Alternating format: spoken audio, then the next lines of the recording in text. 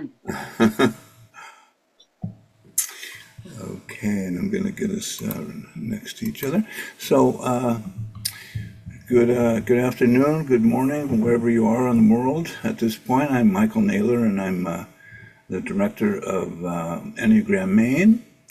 And today, I have the luxury and privilege of interviewing Rosemary Hurwitz, a beautiful Type 7, who's going to enlighten us on what it's like to live in the skin of the Type 7 and the things that she's experienced through the course of her lifetime, the highs and the lows, and probably a lot of highs. But I'm calling from Maine, and it's a beautiful cold morning, and this is the perfect thing to be doing at this time. So thank you for joining me today, Rosemary. I would just love to hear whatever you have to share with us. Well, thank you so much for having me, Michael. My brother's name is Michael, my only brother, so Oh, I love your name. And I listened to your beautiful conversation with Russ Hudson the other day, so I have a sense of how this will go in terms of the way you lead it.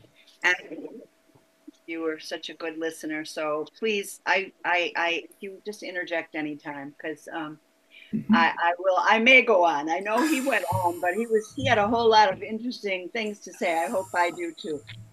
But I know you started with asking him about childhood, and yesterday when I gave this some thought, I thought just give him highlights. Rosemary, what stood out to me other than I was, and I am a darker type 7. I want to say I have a strong 4 that follows my 7 closely, and or the romantic, or called many creative type, etc. Joyful adventure, of course, is 7. Uh, Epicure, we are called different things. Um, and my wing is 8. Powerful. I like to use 2-word descriptors. I was trained under Jerry Wagner in 2001, received my certification, but I like 2-word. He uses the 1-word descriptors, right? Love, um, good and loving and effective and original and wise and loyal and joyful and powerful and peaceful. But I say 2-word descriptors. I call the powerful, for example, the powerful protector. So that just happened one time when I was working with a client who got it when I said it that way. hmm Not when I just called her the powerful type, or falling within the powerful. So the thing that stood out to me about childhood, other than that I was the youngest of 6 in 9.5 years, 9 and about really a third year, to to really beautiful people who loved us all very much as they could, and did the best they could with what they had, a lot of that kind of thing. But I think my mom was tired, by the time I came along. Who wouldn't be with 6 kids in 9.5 years? Holy I moly. I have 4, and grown Wow. and 4 grown babies. I mean, 4 grown children and 4 grandbabies. And I know my mom once said she thought she'd like 4, but anyway, she ended up with 6, and it was a lot. And so I think she was tired, but she loved. I think I got a lot of. I don't have any memories of her not being loving to me. She was the peaceful type. I remember once getting a spanking when I was about 4, because they spanked in those days a little bit, not a lot, but. And I remember she was hardly touching my bottom, and she was like, "This hurts me more than it does you." And I just remember feeling almost sorry for her, but my dad was the disciplinarian. He was a Catholic professor, and he wanted to be a priest, and he was not going to be a priest, but he then became a Catholic professor. I mean, at Marquette University. He's a wonderful man too. He fell within 2. She fell within 9. When he was centered, he was creative and wonderful, and wrote us beautiful songs and poems. And the highlight that I remember was he wrote this song for me, and this might give you a little snapshot of my childhood. The words were, "You're dainty, you're darling, you're sugar and spice, you're all that I want you to be. You're honey, you're heaven, you're naughty but nice, all that I want you to be. When Mm. you toss your golden curls against October skies, the Queen of Sheba sings, Hey Baba Reba, and wants to trade her jewels for your eyes. Oh. You're precious, you're perfect, and I'll pay the price. And he did, you know, and when I was 18, I'll tell you about that. I had a clinical depression. I'll pay the price, all that I want you to be. And that was the song. And I mean, he wrote beautiful songs like that for our his grandchildren. And, Hmm. um, Beautiful. honestly, he was a great guy. But when in stress, as we know with twos, they can become domineering and Hmm. controlling and all those things. And he was a chauvinist. He was someone who ran our family with a tight, it was a tight ship. So Hmm. by the time I had, opposite to Russ, I was not isolating myself. I was not a brainiac. I was bright, but I wasn't I loved the interaction with people, of course. And my siblings were great, but sometimes they would call me a tag along, because at that time, as I told you, growing up, my mom was probably tired. And so, in in big families, they'd say, go play with your siblings. Well, then your siblings would say, you're a tag along.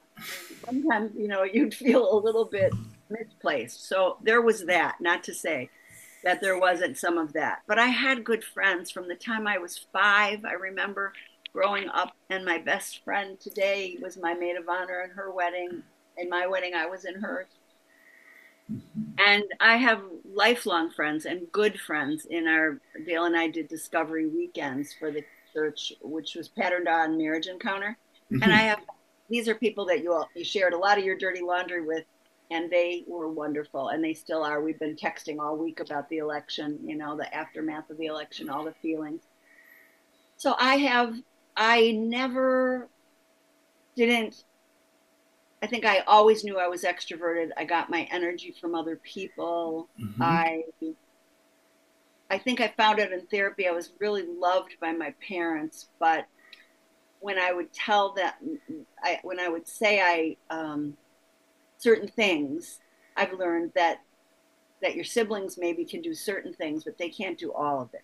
You know, so you really want. There's no replacement for mom or dad. Even though siblings kind of led the way and tried to take care of me and all that kind of stuff.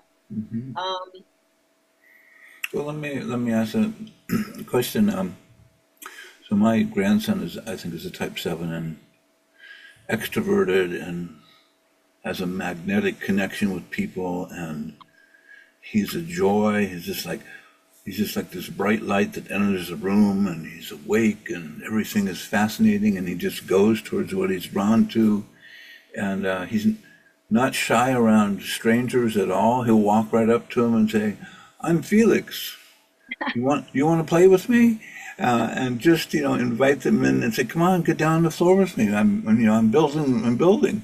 So, yeah. but what How would old is he? How old is he? I'm he's sorry. 5.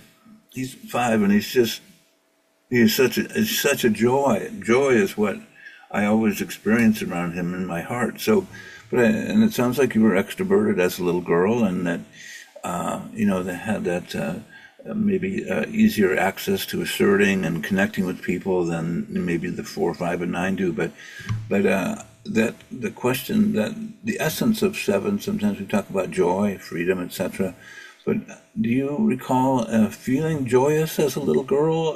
Was the Oh, yes, I do. I remember one time coming home. I had these little twins I played with across the street, Junie and oh. Joan, Mm-hmm. Tony Patton, and they were 5. And anyway, I was over at their house playing, and I came home, and there was a yellow swimming pool, the kind that's puffy, that has rings around it. And I said, where did we get this? And my dad said, the angels dropped it from heaven. And I remember all sorts of things like that, like being fascinated by the grapes that grew on our fence, and they were Concord grapes. I always remember my dad giving me one. Can taste it. Lots of joy, lots of fun, Mm. and pain, because my parents were under a certain amount of stress Mm-hmm. with 6 kids in 9 years, and due to their own stuff, as Mm-hmm. Mm-hmm. as Russ called it yesterday, their own nervous systems. Yeah. So my little nervous system started to get, though I had a lot of joy, there is, because remember, our wings are 6 and 8, and whether or not eight's dominant, that six is in me, and or the stress that brings me to the low side of one, getting overly, you know, I don't love the word perfectionistic, but let's just call it that for simple sake. Um, Hmm. or overly high expectations is better. Yeah. Good And see, words. after all that joy in grade school and high school, we moved to a new neighborhood in second grade, and I made friends right away. And my best friend I met when I was 7, the one who I told you about. And but then, you go through just all the little growing pains you do in grade school and high school, and then I had lots of boyfriends. One year, I got asked to four homecomings and 2 proms. Wow. I mean, I Yeah. wasn't the big cheerleader, mean girl kind of thing at all. Hmm. I had a group of friends, but we tried to be nice to everybody. We were good Catholic kids and tried to be nice. And what happened when I was a senior in high school is I was working at a clinic. My older sister Jane had worked there, and I was working there on the work study program. I'd leave school early every day and go there. And I was trying to exercise a snippet of independence and make a decision about college. And so I said, well, I'm going to go to the local college for nursing because I was in this push pull thing with my parents, wanting, not wanting to let go. And so then I was ambivalent about going. And so I just thought, well, I want to be a nurse and I'll stay at home for a year or two and then I'll move out or whatever.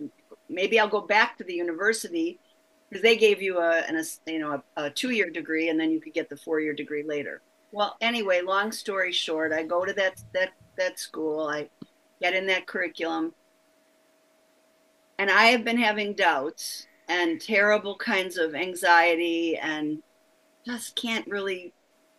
My friends are trying to help me a little bit and I'm trying to hang on, but I can't really eat and I can't sleep very well. And all this stuff goes cyclical and you get like a chemical imbalance running. And then the low side of one started to look like Ursula and the Little Mermaid at the end, where, she gets bigger and bigger and bigger and bigger and bigger. And then they stab her with a spear finally. Well, my depression. You just muted yourself accidentally. So I basically had a clinical depression, and Hmm. my mom wanted to pray it away, and my dad was like, "No, something's wrong. We need to get her help." Well, what ended up happening is the counselor at the school one day, every letter on the keyboard reminded me of something painful, Really? something I was anxious about or painful, and I just put my head down and I couldn't do it anymore. And then the counselor came in and she said, "We had a beautiful talk," and she had these perfectly manicured nails and she looked so beautiful like an angel, and I she was so helpful. I always remember she said, "Your dad," she said, "lots of kids don't know what they want to be when they're 18." And I knew that, but deep down I wanted to say, yeah, but not everybody falls apart. I'm falling apart because of it, Mm-hmm. you know. And my dad came and he said in his kind of professorial voice, "What seems to be the problem?" And I said, "I don't know who I am." And he said, "Why does that to this week makes me a little weepy?" But he Yeah. said, "You're a child of God." Mm. And I said, "I know, but I don't know who I am. I'm very mixed up Mm. and confused." And anyway, when I met the therapist a few days later, they took me to St. Mary's Hill Hospital. And when I went there, Dr. Bond, gotta love that name. Yeah. He bonded me up real good. But he said, "What's the matter? Are you a little confused?" And I felt like a house fell off my back. Mm. I Mm. had met this person who was going to help me sort through it all. And Mm. really, what had happened to me was all I used to say, "What do you mean I'm dependent? I have had a job since I've been 15. I picked strawberries at the bakery, the greens off the strawberries for 5 hours. I worked at a car wash. I've done all these." And he goes, "But why did you want to do all those things?" And I said, well, I had to do them because that was the rule in our house. And he said, that's the difference.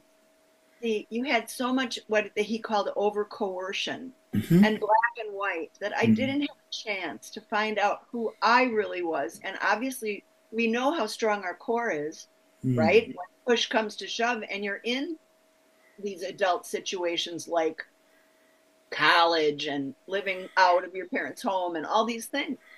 So I worked very hard. I stayed at that hospital, but I came home on weekends, and I learned I worked really hard while I got my anger out and forgiveness out with my own parents because they did the best they could, but my dad probably was over strict. My mom didn't set enough boundaries. There was too much confusion in all of that for me. And then I was overprotected.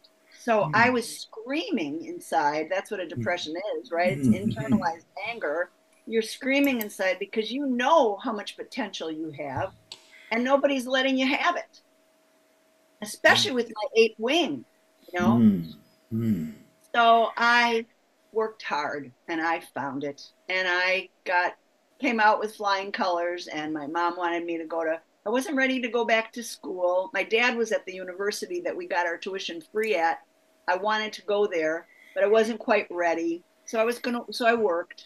And then my mom wanted me to go to modeling school, which I did. And I had a bunch of success with, but just regional success. But it was, it was good money, and I felt, in print and regional commercials, and I got a sense of confidence. And then I went back to Marquette University, got my degree, and met the love of my life. And that, Awesome. Well, let me ask you, Kristen, thank you for sharing that story. And it sounds like a real powerful shock point in your life where you had to really get in contact with what was real in you. And as I was listening, I was thinking about, the kind of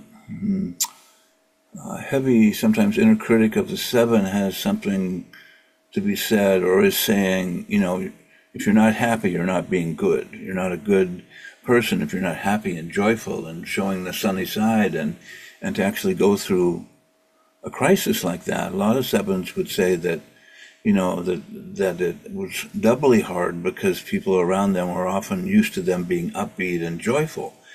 I wonder at that age, though, if that was something that you experienced, that kind of inner critic of, I'm a good person is a happy, upbeat person. Was that something that you felt as a internal message from your inner critic?